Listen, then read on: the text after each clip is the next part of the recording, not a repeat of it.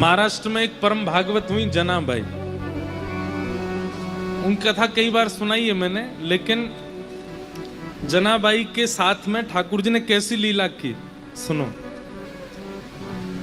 जनाबाई श्री नामदेव जी के घर पर रहती थी। नामदेव एक महाराष्ट्र के बहुत बड़े संत हुए, तो नामदेव जी के यहां रहती थी। पूरे दिन तो नामदेव जी के घर में सेवा करती थी। बहुत ध्यान से सुनिएगा सब लोग, इधर देख के सुनो। पूरे दिन तो नामदेव जी के यहां सेवा करती थी और शाम को नामदेव जी कीर्तन करते थे और उस कीर्तन में असंख्य वैष्णव नृत्य करते थे, लेकिन एकमात्र जनाबाई को ठाकुर जी दिखाई देते थे। नामदेव जी जब कीर्तन करते तो ठाकुर जी नाचते हुए आते थे और खूब जोर से नाचते थे। कहते हैं श्री जनाबाई मंदिर नहीं जाती थी, तो नामदेव जी ने एक दिन टोका, ए जना तू मंदिर क्यों नहीं जाती? बोले मंदिर वो जाएं जिनको ठाकुर जी बाहर नहीं मिलते, मुझसे तो रोज मिलने आते हैं। आप जब शाम को कीर्तन करते हो इतने सारे वैष्णव आते हैं, तब बीच में पीतांबरी पहन करके विठोबा भी आते हैं, विठल भी आते हैं और आके नृत्य करते हैं।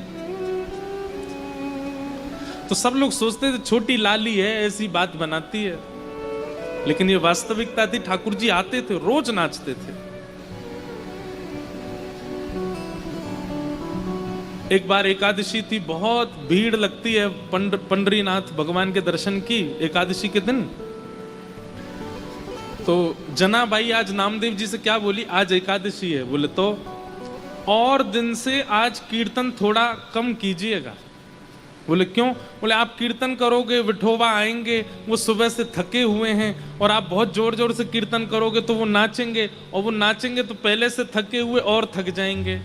इसलिए मेरी प्रार्थना आज कीर्तन कम करना। तो सब लोग कहते, बोले अरे जना तू कैसी बात करती है, बल्कि आज तो एकादशी, आज तो और दिन से ज्यादा कीर्तन होगा। तो जनाबाई रोती थी, चरण पकड़ लेती थी। बोले मैं आपके हाथ जोड़ रही हूं, आज कीर्तन कम करना, नहीं तो विठोबा के पांव में दर्द हो जाएगा। लेकिन कौन माने, जब तरंग आती है कीर्तन में तो सब नाचते हैं और जोर जोर से नृत्य होने लगा। इतने में ठाकुर जी आ गए, तो जनाबाई सबके पास जा जा करके बोले मत नाचो, बैठो, आप नाचोगे तो विठोबा भी नाचेगा और उसके पांव में दर्द हो जाएगा, बैठो बैठो। सबको बैठाती। ठाकुर जी बोले ए जना तू सबको बैठा मत, नाचने दे। बोले आपके पांव में दर्द हो जाएगा, आप थके हो सुबह से। तो ठाकुर जी कहते तू चिंता मत कर, ये जब सब चले जाएंगे मैं तेरे से पांव दबाने आ जाऊंगा, तू मेरे पांव दबा लियो। तब भी जनाबाई कोने में बैठी बैठी रोती रहती, और जब खूब जोर से मृदंग बजती तो कान पे हाथ धर लेती। बोले आज इतनी तेज मत बजाओ, वो देखो कितनी जोर से उछल रहे हैं विठल। जब सब चले जाते, सब सो जाते, रोती रोती जनाबाई पुकारती कब आओगे, मुझे पांव दबाना है। तेल लेकर के बैठती, घी लेके बैठती। फिर ठाकुर जी आते रात को, और रात में जैसे ही ठाकुर जी आते जनाबाई की गोद में पांव धर देते, ले दबा ले। तो फिर जनाबाई ठाकुर जी के पांव दबाती, पांव में घी लगाती और फिर डांटती ठाकुर जी को, तुम मानते नहीं हो ना, मैं इतना मना करती हूँ आपको और उछल उछल के नाचते हो, इतनी जोर से नाचते हो।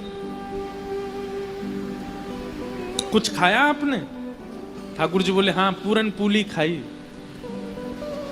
अच्छा, और कल क्या खाया था आपने? बोले कल भी पूरन पोली खाई। और परसों क्या खाया? बोले परसों भी पूरन पोली खाई। जनाबाई बोली रोज पूरन पोली खाते हो? बोले मंदिर में यही बनता है, रोज एक सा ही प्रसाद बनता है। तो जनाबाई बोली मैं कुछ और बना के खिलाऊं? तो ठाकुर जी बोले बनाओ। तो जनाबाई बनाने लगी। ठाकुर जी बैठे थे तो जनाबाई बोली बैठने आए हो बस, मेरे छोटे छोटे हाथ हैं, मैं भी तो थक रही हूँ, चलो आओ मेरे साथ बनवाओ।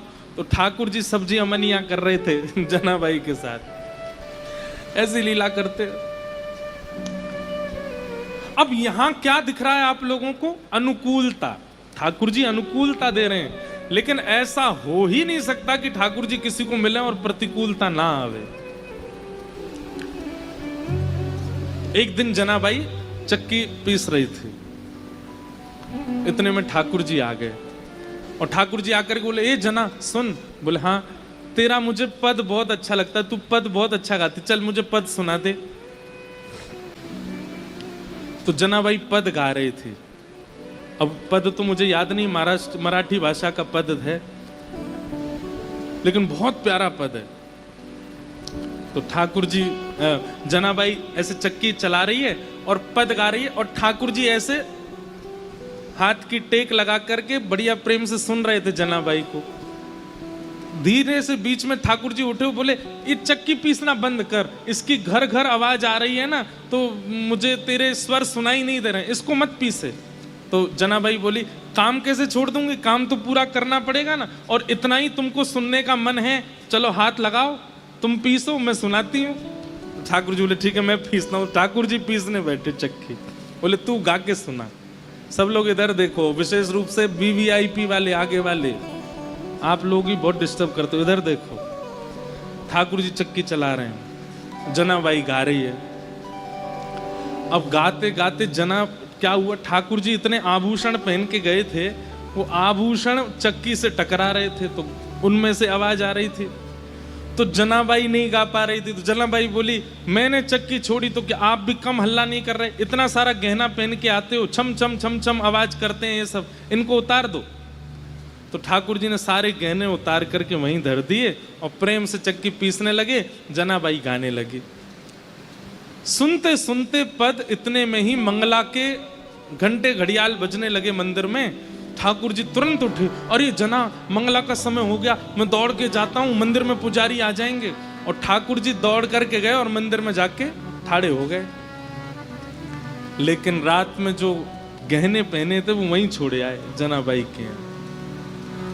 कपाट जैसे सुबह खुले तो ठाकुर जी के श्री अंग पर एक भी गहना नहीं था। और जब वो गहने नहीं मिले, और गहने तो छोड़ आए, ऊपर से एक गलती और करके आए ठाकुर जी। क्या? ठाकुर जी बोले अगर मैं ऐसे जाऊंगा तो सब पुजारी पहचान जाएंगे, जनाबाई एक काम कर अपनी सॉल दे दे मुझे। तो जनाबाई की सॉल लपेट के और गए। मंदिर में जैसे ही पहुंचे, कपाट खुले, पुजारियों ने जैसे ही देखा ठाकुर जी को, पहले देखा आभूषण कहां गए, ठाकुर जी के आभूषण कौन चोरी कर ले गया। इतने में ही नामदेव जी मंगला का दर्शन करने आए थे, तो मंदिर में हलचल हो रही थी। नामदेव जी बोले क्या हो गया? बोले ठाकुर जी के आभूषण नहीं मिल रहे हैं, कोई चोरी कर ले गया है। तो जैसे ही देखने गए तो आभूषण नहीं देखे, तो वो बोले लेकिन ये सॉल मैंने कहीं देखी है, ये सॉल तो देखी देखी लग रही है, क्योंकि नामदेव जी के घर में जो काम करती जनाबाई उसी की सॉल थी। अचानक से अरे ये तो जनाबाई की सॉल है।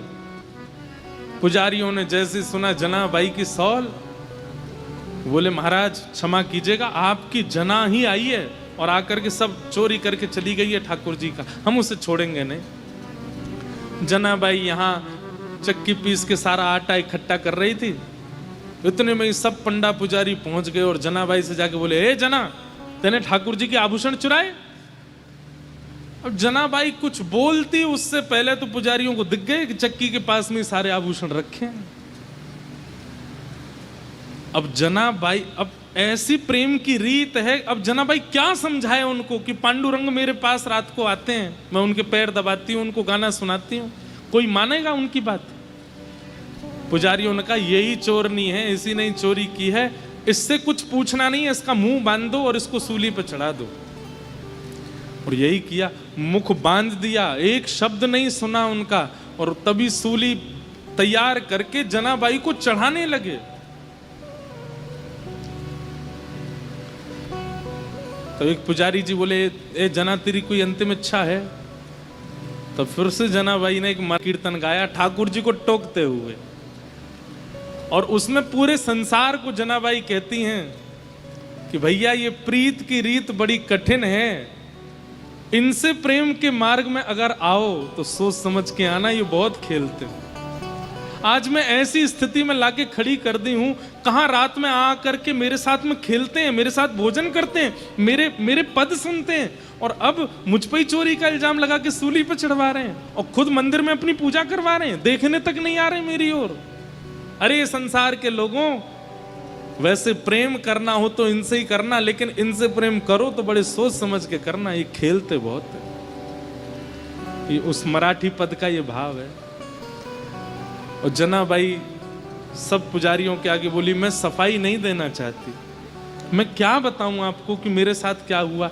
मैं बस उन स्मृतियों को हृदय में धारण कर लेती और उनके साथ में जाना मंजूर समझूंगी। और सूली पर चढ़ा दिया। जैसे ही सूली उनके गले में लटकाई और पीछे से उसको कस करके बस खींचने ही वाले थे, इतने में ही पांडुरंग भगवान क्रोधित हो गए और जो सूली का जो फंदा था वो तुरंत रस्सी से जल बन गया, पानी बन गया और पानी बन करके अदृश्य हो गया। जैसे ही अदृश्य हुआ, श्री नामदेव जी महाराज तुरंत पहुंचे। उन्होंने जाकर के सब पुजारियों से कहा, बोले पांडुरंग भगवान बड़े क्रोध में हैं, मंदिर में भी बड़े क्रोध में दिखाई दे रहे हैं, वे जनाबाई को ये दंड नहीं दिलवाना चाहते, निश्चित ही कोई अंतरंग लीला है। अरे इतने घेराबंदी में ठाकुर जी रहते हैं, ये छोटी सी लाली कैसे चली जाएगी अंदर, तुमने सोचा? अरे तो ये आभूषण यहाँ कैसे आ गए? बोले तुम ये सोच सकते हो कि ये छोटी सी बालिका ताला तोड़ के भीतर जा सकती है, ये क्यों नहीं सोच सकते कि वो परब्रह्म भगवान इसके पास आए होंगे और अपने आभूषण छोड़ के चले गए होंगे? ये विचार क्यों नहीं करते हो? लेकिन बंधुओं, उसके बाद जनाबाई बड़ी हताश सी होगी। सबने क्षमा मांगी, लेकिन जनाबाई बोली नहीं, अब पांडुरंग मुझे बुला रहे हैं और मैं जा रही हूं। और तुरंत वहां से निकली।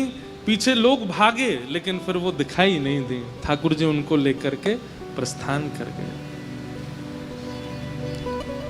तो भैया ये सावधानी रखना कि ठाकुर जी प्रेम में केवल अनुकूलता देते हैं तो ही आप प्रेम करो, नहीं, ठाकुर जी प्रतिकूलता भी देते हैं और आपको दोनों सहने के लिए तैयार रहना पड़ेगा।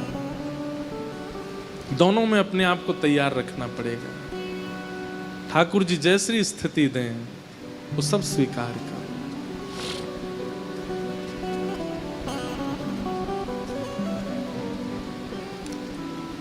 तो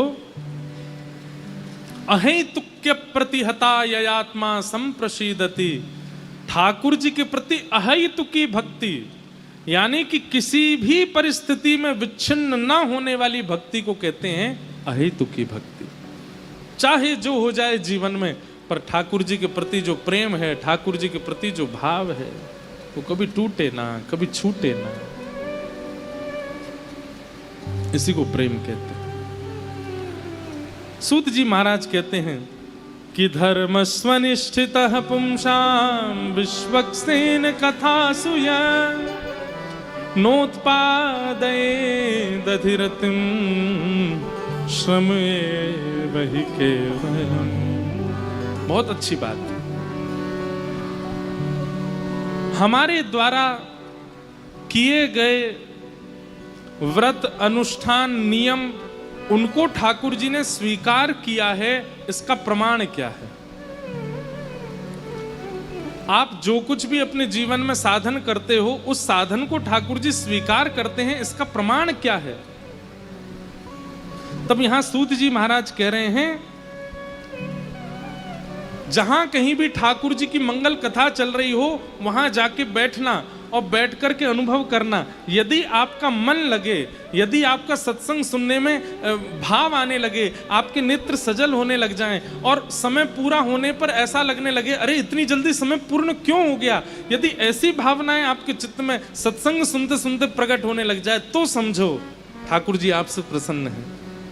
लेकिन सत्संग में जाकर के भी यही लग रहा है कि बस कब पूर्ण हो, कब चलें, कब जाएं, अब गर्मी लग रही है, कब निकलेंगे यहाँ से, बाहर प्रसाद क्या मिलेगा, क्या, इस प्रकार की भावना यदि आ रही हैं, तो समझो ठाकुर जी आपके साधन से प्रिय नहीं है, प्रसन्न। और ये मैं नहीं कह रहा हूँ, सूत जी कह रहे हैं। कई लोग कह सकते हैं आप कथा करते हो इसलिए बोल रहे हो। आप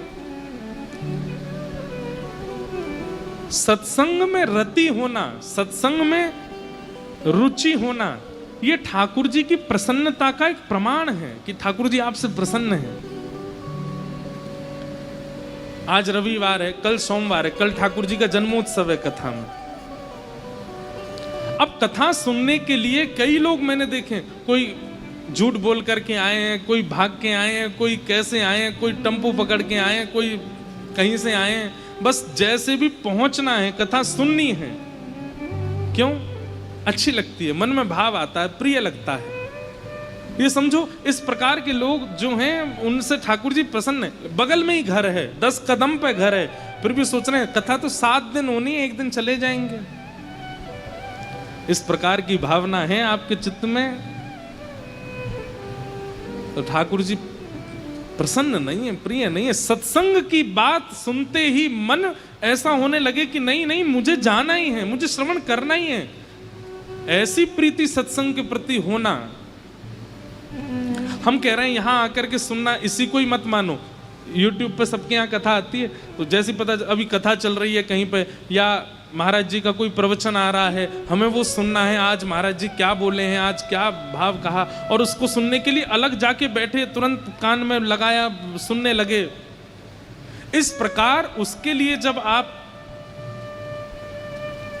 व्याकुल होते हो, सत्संग के प्रति होने वाली व्याकुलता इस बात का प्रमाण है कि ठाकुर जी आपसे प्रसन्न हैं। इसीलिए ठाकुर जी प्रसन्न होकर के अपनी कथा प्रदान करते हैं। कई लोगों को दर्शन में रुचि होती है, प्रसाद में रुचि होती है, लेकिन कथा में रुचि नहीं होती। कथा में रुचि ना होना इस बात का प्रमाण है कि ठाकुर जी आपसे प्रसन्न नहीं है।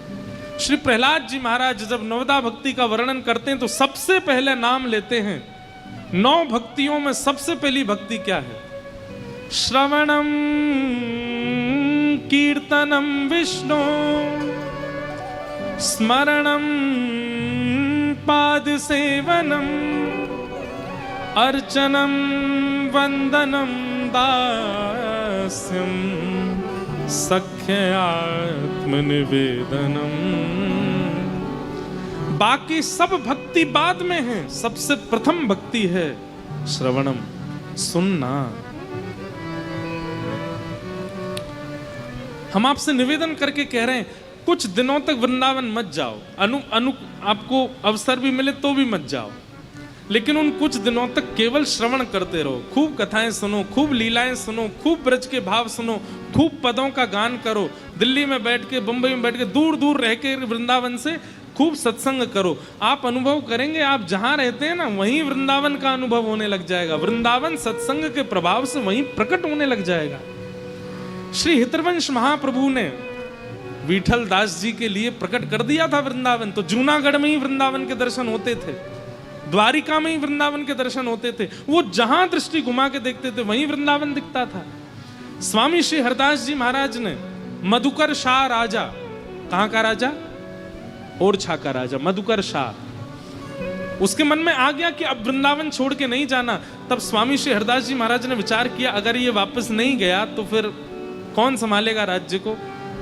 आज्ञा कर दी, बोले तुम जब जब वृंदावन की याद करके दृष्टि घुमा करके देखोगे तुमको वृंदावन ही दिखेगा। चाहे तुम ओरछा में हो, चाहे तुम झांसी में हो, चाहे तुम बुंदेलखंड में हो, तुम्हारे लिए वृंदावन वहीं प्रकट हो जाएगा। ठीक वैसे ही सत्संग में ये सामर्थ्य है। आप जहां रहते हैं आप केवल सत्संग भाव में रहिए, करते रहिए, श्रवण करते रहिए। करते करते श्रवण ऐसा होगा, मन इतना पवित्र हो जाएगा, शुद्ध हो जाएगा विचार, कि जब नेत्र खोल करके देखेंगे तो ये अनुभव ही नहीं होगा कि आप दिल्ली में हैं। ऐसा लगेगा कि यही तो वृंदावन है, यही तो श्री धाम है। ये सत्संग का प्रभाव है। इसलिए कहते हैं सत्संग में रुचि होना ठाकुर जी की प्रसन्नता का प्रतीक है। ठाकुर जी आपसे प्रसन्न हैं।